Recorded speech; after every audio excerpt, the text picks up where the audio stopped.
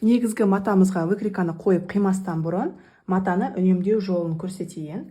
Мынау бізде 2 метрлік мата деп есептейік мына қағазды. Мінекей 2 бүктедік. Мына жағы 1 метр ұзындығы, мына жағы 1 метр ұзындық. Ал мына жағы ені. Енді бізге покосой қию керек кезде бірінші біз ойлайтын нәрсе ол матаны осылай квадрат жасап алып, осы жерге выкриканы қою. Бірақ ол дұрыс емес, себебі бізде мына жақта қаншама мата шығын болады. Және екіншісін қиған кезде біз кішкене матаны жеткізе алмай қиналамыз. Ондай болмас үшін қазір алдын ала бізге 1 метрлік квадрат жасап алу керек. Яғни мына бұрыштан 1 квадрат. Ең бастысы бізге 4 бұрышты квадрат шығу керек. Және мына жақтан 1 квадрат. Ең бастысы бізге осы қисық сызық, покосой қию үшін осы түзу сызық болуы керек. Енді біз алдыңғы бойды, мысалы, жоғардан төмен қарай осылай бастырып шығамыз. Артқы бойды тура солай бастырып шығамыз. Бізде мата шығыны да аз, және мына жақта 50 сантиметрлік мата бізде запаста қалады. Қазір мен өзімнің матамда тура осылай қиятын боламын. Матамызды аламыз. Мына ұзындығынан 1 метрді есептейміз.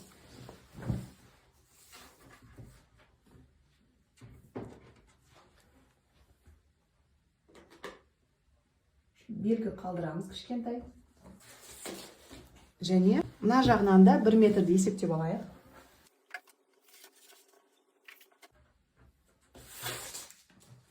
Мінекей мына 2 нүктені тура қосуымыз қажет.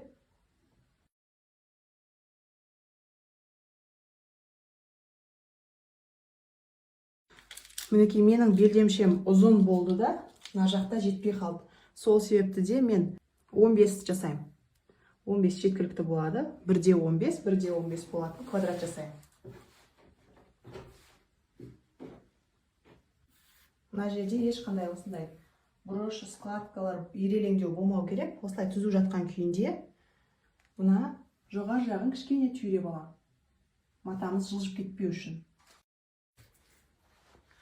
Мінекей біздің мына ұзындық 45 градус. Енді осы жерге алдыңғы бойда келеміз. Жоғар жақтан біз 5 сантиметрдей қалдырамыз.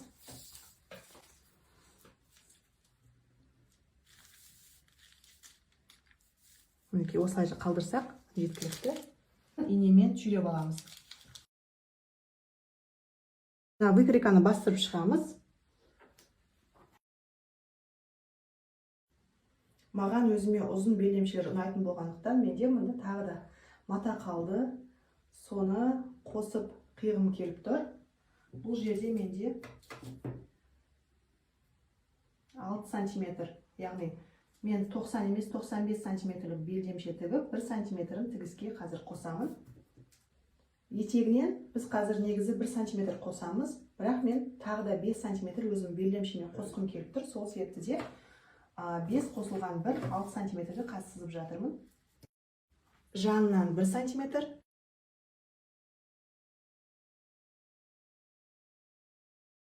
Мен қазір белге жоғар жағынан 4 сантиметр қосамын. Себебі мына резинка менде өзі 3,5 сантиметр.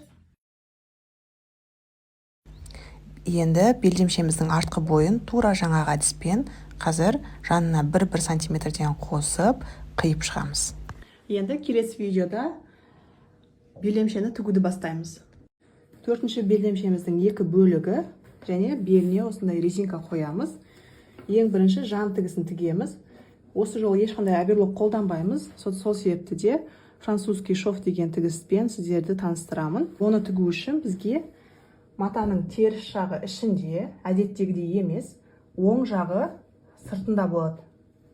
Бұл белдемшені біз көктеп примерка жасамаймыз, себебі мата бөлінетін болады, олай тігіп сөге бергендіктен. Белдемшенің 2 жағын сыртынан осылай инемен түйреп аламыз. Мынау матаның сырты шетіне 0,5 сантиметр жеткізбей закрепка беріп, басынан соңына дейін тігіп шығамыз. Екі жағынан да. Белдемшеміздің сыртынан осылай 0,5 сантиметр жеткізбей тігіп алдық. Екі жағынан да. Енді белдемшені теріс аударамыз. Белдемшенің теріс жағы. Енді французский шов дегеніміз мына сырт жақтағы тігісті мына ішінен 1 сантиметр припуска қалдырып түйрейтін боламыз. Мына сыртынан мүлде ештеңе көрінбеу керек қазір. Мына тігісті барынша ашып отырып, соңына дейін екі жағын осылай түйреп шығамыз. Мінекей осылай түйрегеннен кейін оң қаратып тексереміз.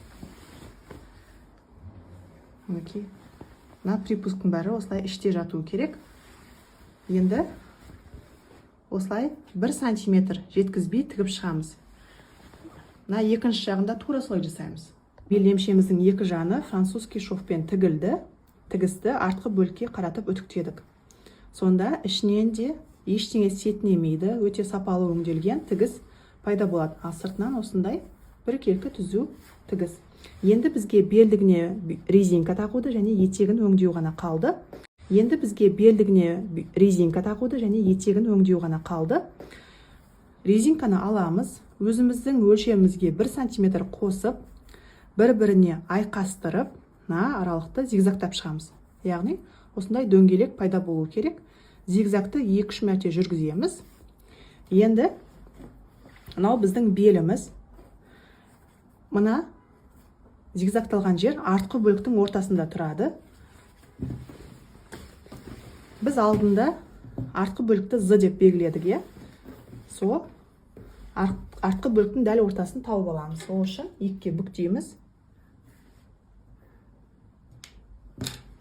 Мінекей дәл ортасына қоямыз. Инемен түйреміз.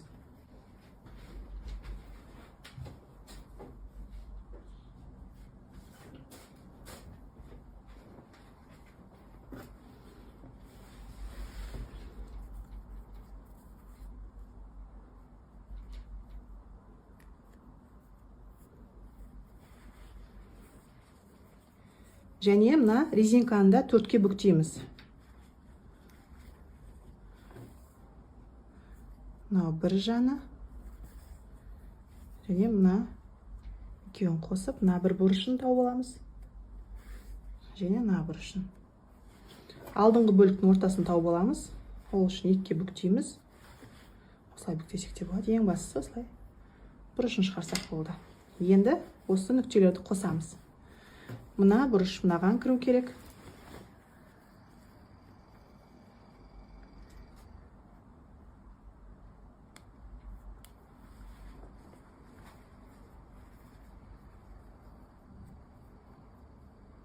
Мына бұрыш осы жерге дәл келу керек.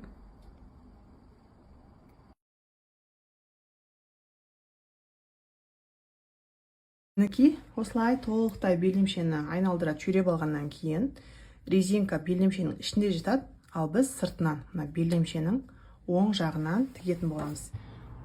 2 мен 3-тің ортасында тұрады, 2,5 мм сыға қоямыз зигзагқа. Енді тігеміз. Басында соңында закрепка береміз. Мына зигзаг тігісінің оң жағы мына резинканың шетінде жатады. Инені аламыз, лапканы түсіреміз. Закрепка беріп аламыз.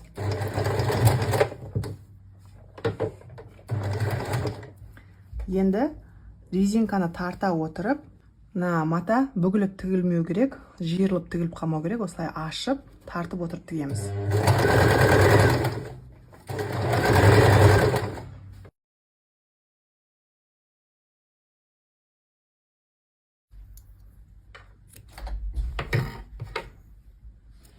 Белдігіміз дайын.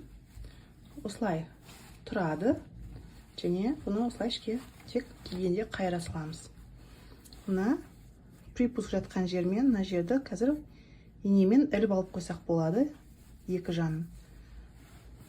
Сонда киген кезде бұл складкілер денеге әдемі жатады. Ешқандай мына жерге тігіс жүргізудің қажеті жоқ.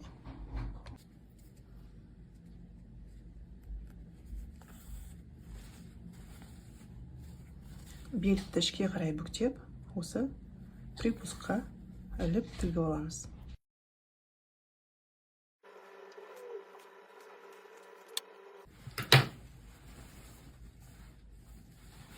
Қазір үтіктегенде белдігіміз жататын болады. Енді етегін өңдейік. Етегін алдындағы жартылай күн белдемшесін өңдеген сияқты московский шовпен өңдейміз.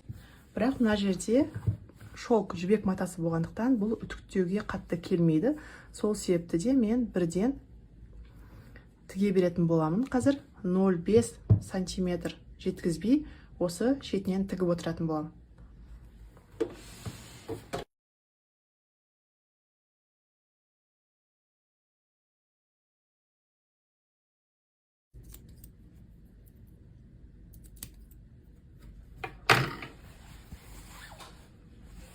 Осылай тігіп алғаннан кейін, мына артық припусктерді қазір кішкентай қайшымен қиып тастаймыз.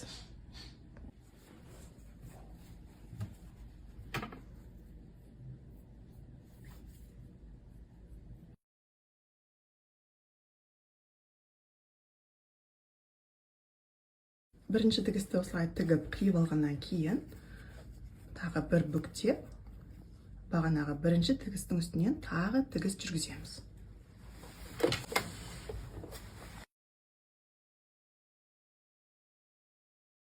Біздің курс бойынша тігілетін 4-ші белдемшеміз дайын. Трапеция тәрізді қиғашынан қиылған белдемше қазір өте трендте, осындай ұзын болғаны өте сәнді. Етегі московский шовпен тігілген, өте сапалы, киімнің еш жері шығып тұрмайды. Жанынан французский шовпен тігілген, ешқандай артық сетінеу, оверлоктың да қажеті жоқ. Сыртынан да өте сапалы. Белдігі еркін бөксемізге киіледі, және осындай резинкасы бар. Мына киген кезде белге әдемі жатады, ешқандай складка болмайды. Сол себепті де біз ешқандай жіппен тіккен жоқпыз. Бірақ мына екі жанынан осындай іліп алдық, белдігіміз қатты шығып кетпес үшін.